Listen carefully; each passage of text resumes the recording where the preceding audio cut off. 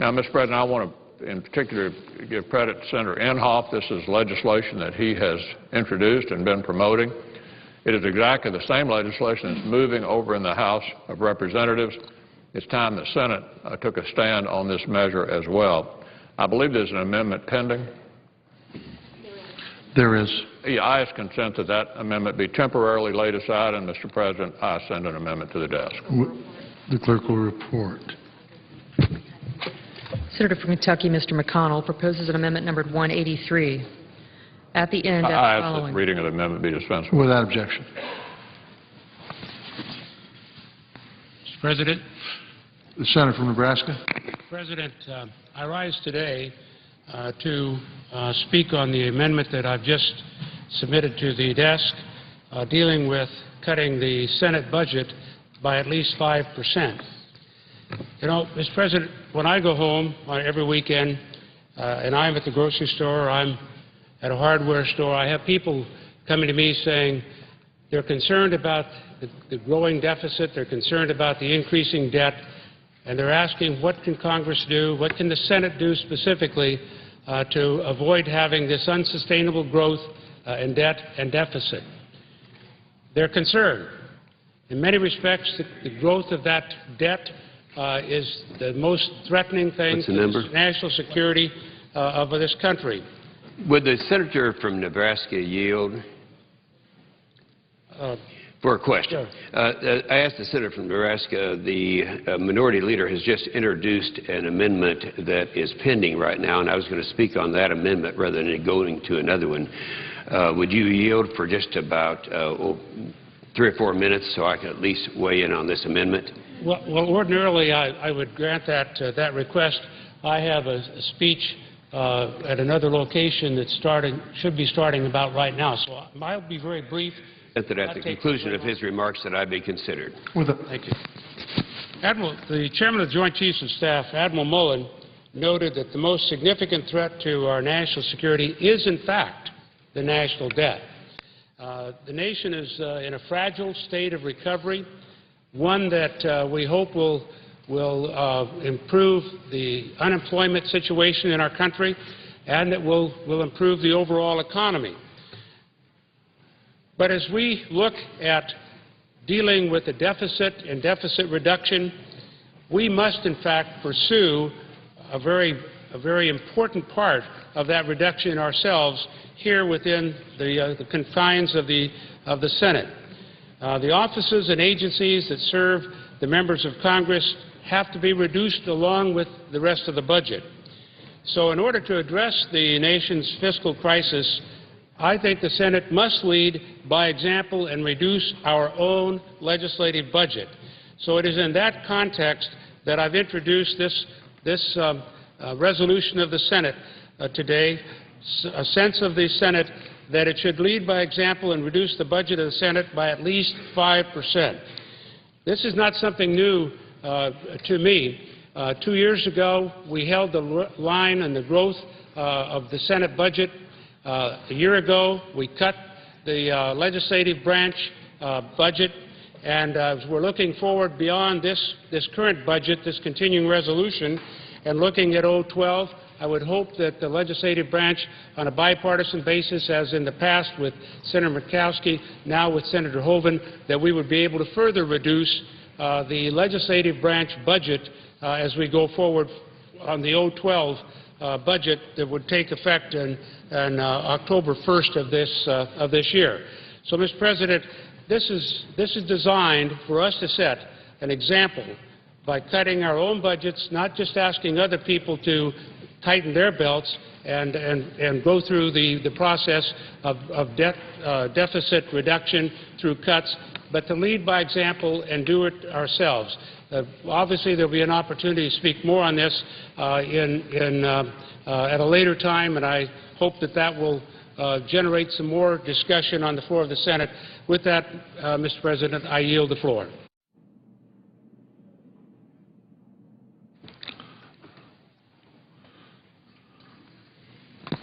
Senator from Oklahoma. Mr. President, first of all, let me thank our senator from Nebraska for allowing me to come in immediately following his remarks. Mr. President, an amendment was just offered by the minority leader, and let me explain what this is. As the former chairman of the Environment and Public Works Committee, and then now the ranking member, we have been very much concerned for a long period of time over what they're trying to do with cap and trade. All the way back to the Kyoto Treaty, we recognized, and then all the way through the about 5 different bills that were introduced and debated on the Senate floor, we recognized the cost, the incredible cost of what it would be to the American people if we were to pass cap and trade legislation. Now, the interesting thing about this is the most votes that were in the United States Senate at any one time in order to pass cap and trade were about 30 votes. Obviously, it takes a lot more than that. And so what this administration did was saying, all right, if you're not going to pass cap and trade regulation, let's keep in mind what that is.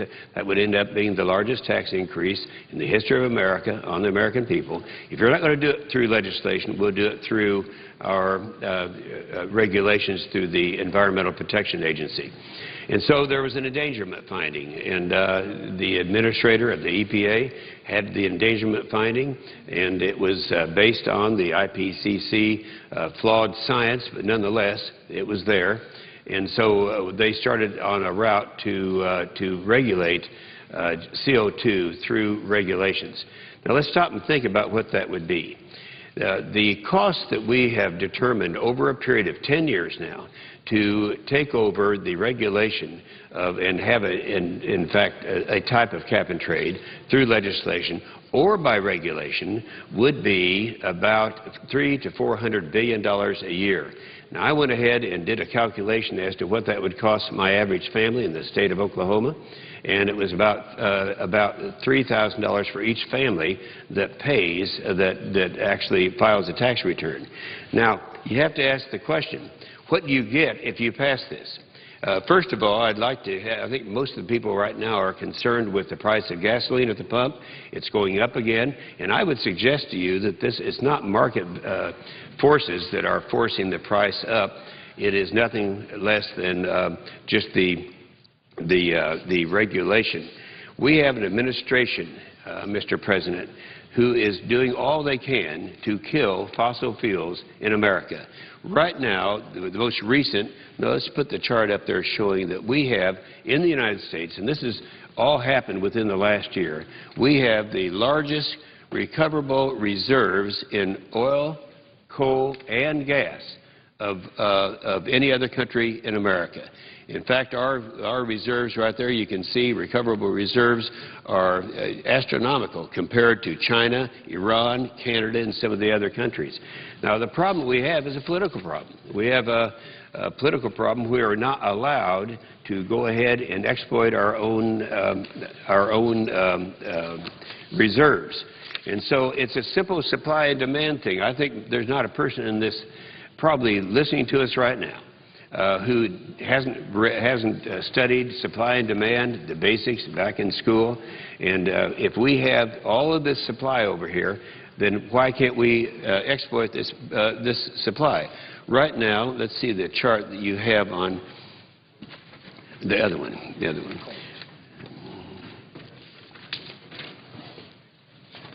To give you an idea of what we have, and this is just, let's just take coal reserves.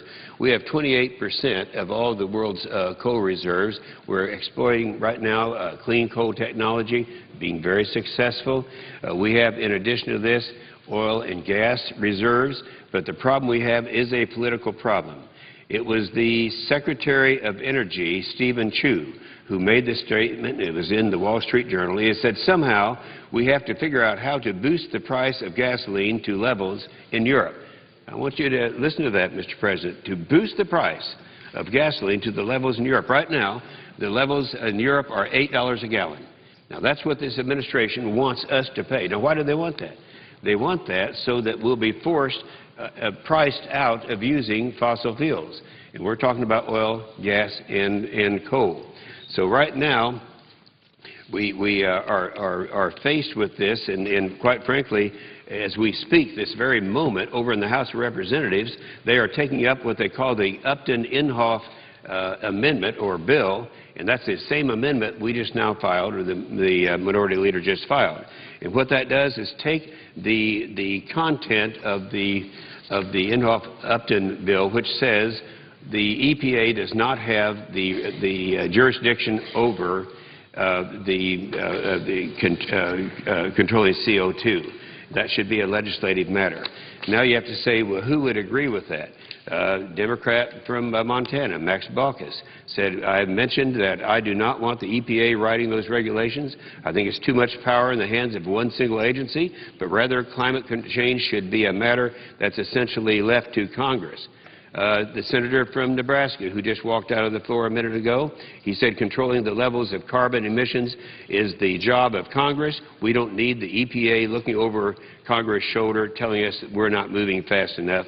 He went on further to say that because the EPA regulations would be a government-directed command and control regime, they would raise the price of energy in his state and all the other states. Well, this is something that I think we have talked about, but there's one thing that seems to keep getting overlooked. Let's assume, somebody asked me the other day, said, Inhofe, what if you're wrong in terms of how CO2 would affect, they're talking about catastrophic global warming. And I said, well, it's very simple, because I have a great deal of respect for the director of the Environmental Protection Agency. She actually said, Lisa Jackson, in response to my question, live on TV, in our committee, I said, let's say that we pass a cap and trade either by regulation or by legislation. What do you think that's going to do in terms of the overall emissions of CO2?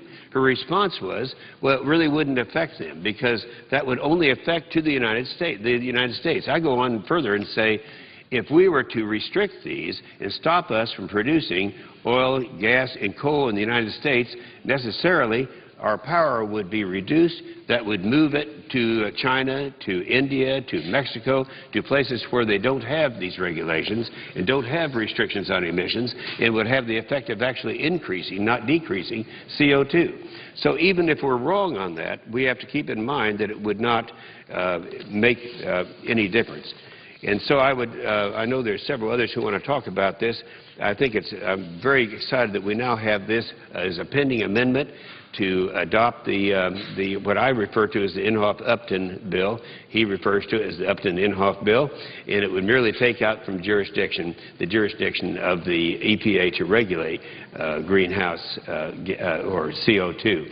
And I would say also, in the case of the director, Lisa Jackson, when I asked the question, and this was a year ago in October, I say to my good friends in Louisiana, I said, if you are going to go ahead and try to have an endangerment finding so that would allow the EPA to regulate just the same as a cap and trade would, it has to be based on science. What science would you base it on? Her response was the United Nations IPCC. Now, what is that? We all remember ClimateGate. It happened a year ago. This was cooked science. I can remember standing at this podium, standing here in this Senate, many, many times talking about how they have tried to falsify the science to make people believe that catastrophic global warming is going to come as a result of CO2 emissions. So I'm glad this has come up. We have the opportunity, and right now we're looking at gasoline approaching $4 a gallon. It's a supply and demand situation. My friend from Louisiana has a lot of gas and oil in her state. We do in my state of Oklahoma. We need to get the regulators or the politicians from allowing us to go ahead and exploit our own resources.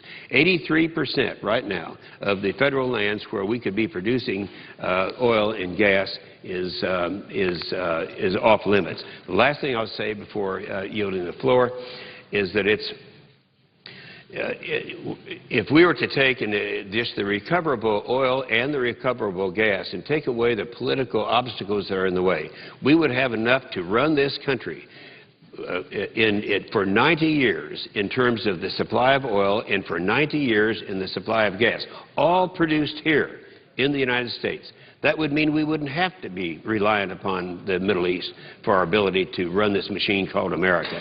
So let's pull away those. The way to do that is to vote for, in favor of this amendment, and I'm very excited that we have the opportunity to do that shortly.